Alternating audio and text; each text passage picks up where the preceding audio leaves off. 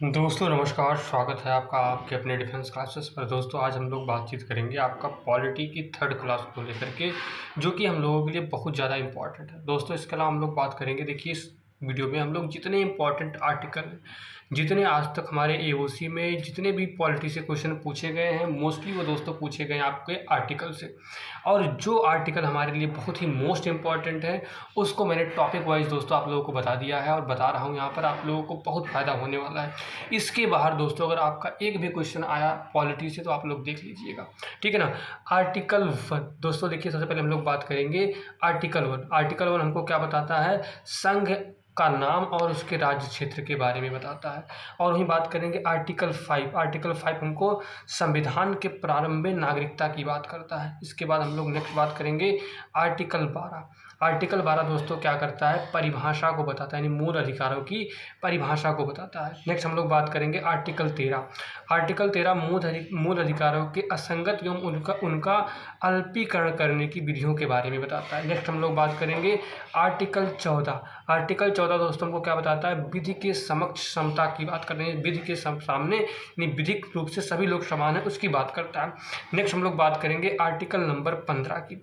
देखिए article number 15 हमको क्या देता है? धर्म, मूल, वंश, जाति, लिंग, जन्म स्थान के बाद पर किसी के साथ क्या होगा? भेदभाव नहीं किया जाएगा, किसी के साथ प्रतिषेध नहीं किया जाएगा। इसके बारे में हमको कौन बताता है? आर्टिकल 15 बताता है दोस्तों। नेक्स्ट हमारा है आर्टिकल नंबर 17, यानी आप लोगों को पता बहुत मोस्ट इंपॉर्टेंट है, हमसे बार बार पूछा जाता है। देखिए अस्पृश्यता का अंत यानी अनटचेबिलिटी, यानी कहने का मतलब है अस्पृश्यता का अंत यानी छुआछूत का अंत जो होता है वो आर्टिकल नंबर 17 में आता है। नेक्स्ट हम लोग बात करेंगे आर्टिकल नंबर 18। ये हमको क्या था दोस्तों? उपाधियों का अंत। अब देखिए इसका एक अपवाद भी है जो कि क्या हमारा शिक्षा और सेना। शिक्षा और सेना में अभी भी जो है क्या होता है? अभी भी उपाधियां दी जाती हैं, लेकिन बाकी और सब जगहों पर ये खत्म हो चुका है। उस किसके अकॉर्डिंग? आर्टिकल 18 के अकॉर्डिंग उसको खत्म किया गया है। नेक्स्ट हम लोग बात करेंगे दोस्तों आर्टिकल नंबर 19। इसका मतलब होता है कि वाक स्वतंत्रता यानी बोलने की आज़ादी, कहीं पर आने जाने की आज़ादी, ये सारी जो आज़ादी होती है इनको इसको बोलते हैं राइट टू इक्वलिटी, यानी हमारा आर्टिकल नंबर 19, ठीक है। नेक्स्ट हम लोग बात करेंगे दोस्तों आर्टिकल 20। अपराधों के लिए दोष सिद्धि के संबंध में संरक्षण का जो अधिकार है वो आर्टिकल 20 हमको देता है। नेक्स्ट हम लोग बात करेंगे दोस्तों आर्टिकल नंबर 21 या आर्टिकल 21 की बात करें तो प्राण एवं दैहिक स्वतंत्रता का संरक्षण देता है। आपको यहाँ पर ध्यान रखना आर्टिकल 21 और आर्टिकल 21A ये दोनों हमारे दोस्तों बहुत इंपॉर्टेंट, कभी कभी क्वेश्चन आते हुए हमसे गलत हो जाते हैं एग्जाम में। देखिए अगर हम लोग बात करें आर्टिकल 21A, ये दोस्तों क्या करता है? प्रारंभिक शिक्षा का अधिकार, यानी हमारा जो शिक्षा का अधिकार है वो आर्टिकल 21A है।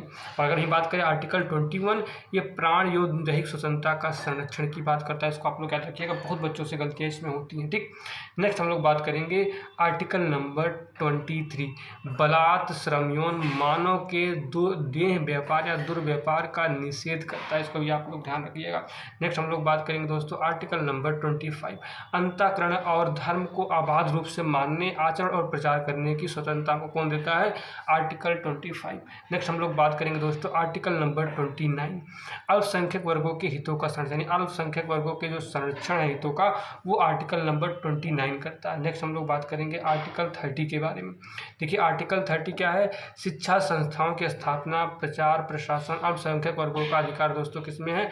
आर्टिकल नंबर 30 है। नेक्स्ट हम लोग कार्य करेंगे आर्टिकल नंबर 32।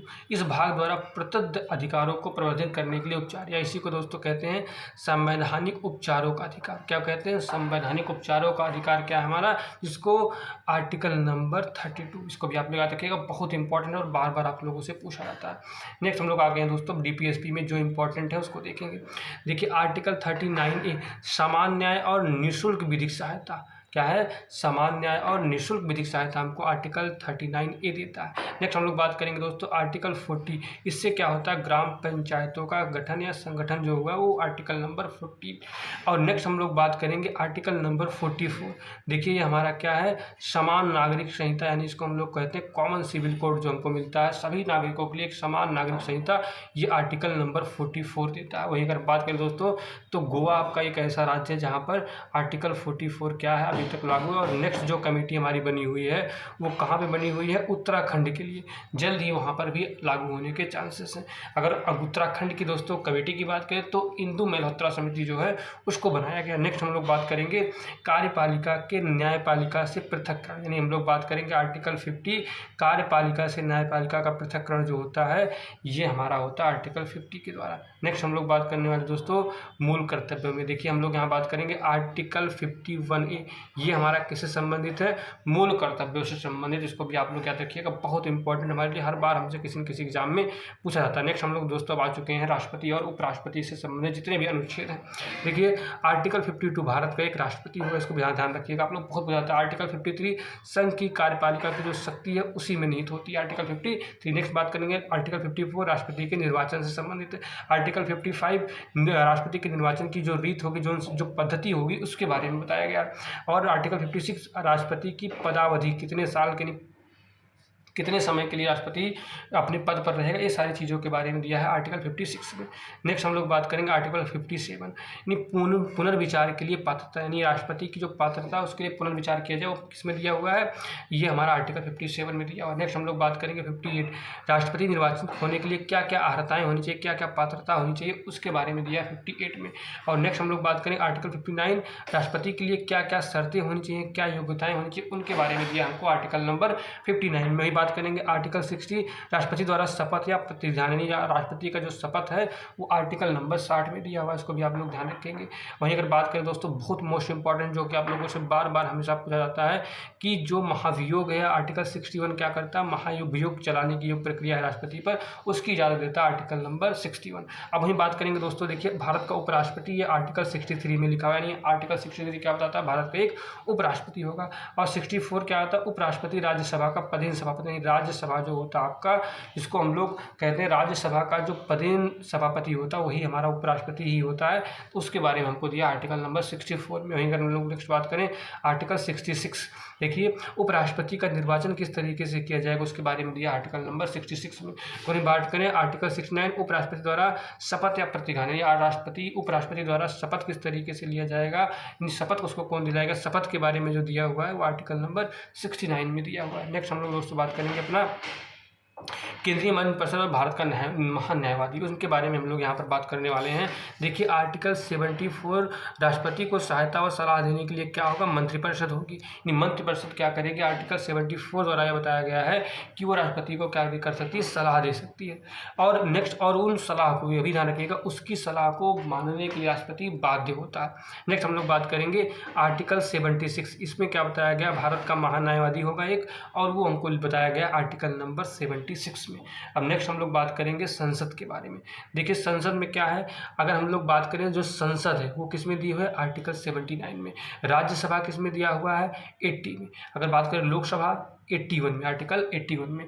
इसके लिए दोस्तों देखिए एक शॉर्ट ट्रिक हमारे पास है क्या, सरला, जिसमें हम लोग लिख लेंगे 79, 80 और 81। देखिए 79 संसद, और इसके बाद हमारा राज्यसभा 80 में, लोकसभा 81 में। इस तरीके से आप इसको याद भी रख सकते हो। नेक्स्ट हम लोग बात करेंगे आर्टिकल 93 लोकसभा और लोकसभा के अध्यक्ष और उपाध्यक्ष के बारे में किसने दिया हुआ, आर्टिकल नंबर 93 में दिया है। वहीं बात करेंगे दोस्तों आर्टिकल नंबर 110 या 110, ये हमारा धन विधेयक की परिभाषा से संबंधित है, आर्टिकल नंबर 110। नेक्स्ट हम लोग बात करेंगे आर्टिकल 80 के बारे में।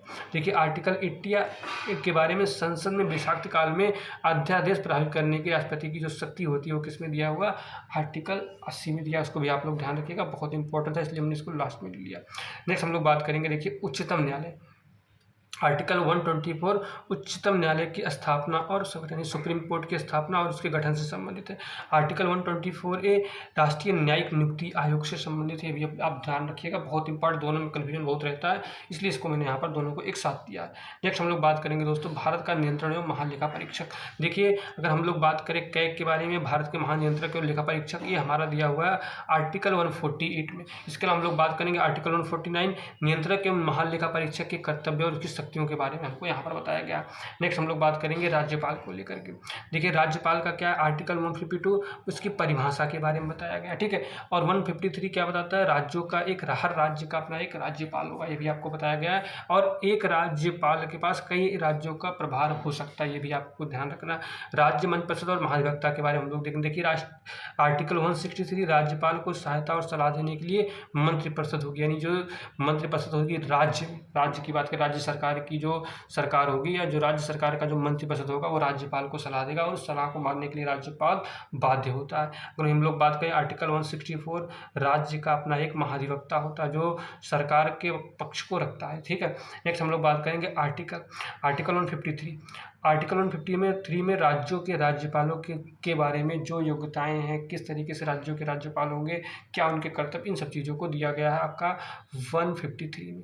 अब देखिए राज्य का विधानमंडल, ये दिया हुआ आर्टिकल 168 में दिया है। आर्टिकल 168 राज्यों का अपना एक विधानमंडलों का गठन किस तरीके से होगा इसके बारे में दिया है। अब नेक्स्ट हम लोग बात करेंगे उच्च न्यायालय यानी हाई कोर्ट के बारे में। अगर हम लोग बात करें आर्टिकल 214, राज्यों के लिए, हर राज्य के लिए अपना एक उच्च न्यायालय होगा, यानी उनका अपना एक हाई कोर्ट होगा, इसके बारे में बताया गया। नेक्स्ट हम लोग बात करने वाले हैं अधीनस्थ न्यायालय के बारे में, ठीक है। आर्टिकल 233 जिला न्यायाधीशों की नियुक्ति के बारे में बताता है, इसको भी आप लोग ध्यान रखिएगा, बहुत बार आप लोगों से पूछा भी जाता है। नेक्स्ट हम लोग बात करेंगे प्रथम अनुसूची के भाग का में निरस्त राजनीति। देखिए आर्टिकल 238 भाग 7 के प्रावधानों की पहली अनुसूची भाग बी में लागू होना, जो कि अभी निरस्त हो चुका है, इसको भी ध्यान रखिएगा, अभी निरस्त हो गया, अभी चर्चा में नहीं। नेक्स्ट हम लोग बात करेंगे संघ राज्य क्षेत्र। देखिए आर्टिकल 239 संघ राज्य क्षेत्रों के प्रशासन के बारे में बताता है।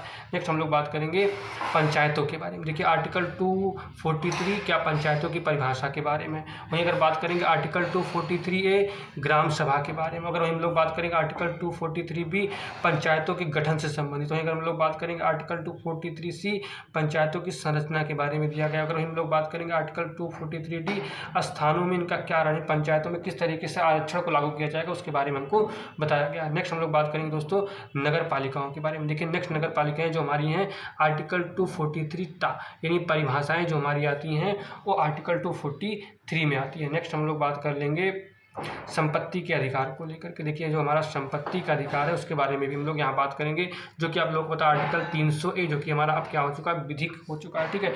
लोक सेवा आयोग की बात करें, यूपीएससी की बात करें, वो हमारा किस में आता है, आर्टिकल 315 यानी 315 में आता है, यानी राज्य के लिए अपना राज्य लोक सेवा आयोग, और वहीं बात करें संघ के लिए तो यूपीएससी आपका होता है। नेक्स्ट हम लोग बात करेंगे संघ की परिभाषा, यानी कि संघ की आर्टिकल 343 क्या बताता है, संघ की जो राजभाषा उसके बारे में कहाँ बताया गया, आर्टिकल 343 में बताया गया। और नेक्स्ट हम लोग बात करेंगे आपातकालीन प्रावधान के बारे में। देखिए आर्टिकल 352 आपात की उद्घोषणा, ठीक है, इसके राष्ट्रीय आपात के बारे में बताता है। आर्टिकल 356 राज्यों में, यानी राज्यों में संवैधानिक तंत्र विफल होने पर यानी राष्ट्रपति शासन जो लगता है राज्यों में, वो हमारा 356 आर्टिकल के अकॉर्डिंग। और वहीं बात करें दोस्तों आर्टिकल 360 ये वित्तीय आपात के बारे में बंद करना, जब वित्तीय आपातकाल हो जाए तब इसको लागू किया जाता है। लेकिन अभी तक इंडिया में अगर हम लोग बात करें, भारत में बात करें दोस्तों, तो ये कभी अभी तक आज तक जब से हमारा देश इंडिपेंडेंट हुआ, जब से आज़ाद हुआ, तब से आर्टिकल 356 आज तक अभी तक प्रयोग में नहीं आया। दोस्तों आज की वीडियो में इतना ही। आपको उम्मीद करता हूँ ये वीडियो बहुत अच्छी लगी, क्योंकि आपके जितने इंपॉर्टेंट आर्टिकल थे उसको हमने इस वीडियो में कवर कर लिया है। और उम्मीद करता हूँ अब आपके पॉलिटी के कोई क्वेश्चन इससे बाहर नहीं आने वाले। तीनों वीडियो को अच्छे से देख लीजिएगा, पीडीएफ आप लोगों को मिल जाएगा ग्रुप में, टेलीग्राम में आप लोग जुड़ जाइएगा और सारी चीज़ों को आप लोग पीडीएफ को अपने पास रखिएगा, पूरी आपकी इससे क्वेश्चन आने वाले हैं। थैंक यू, जय हिंद, जय भारत।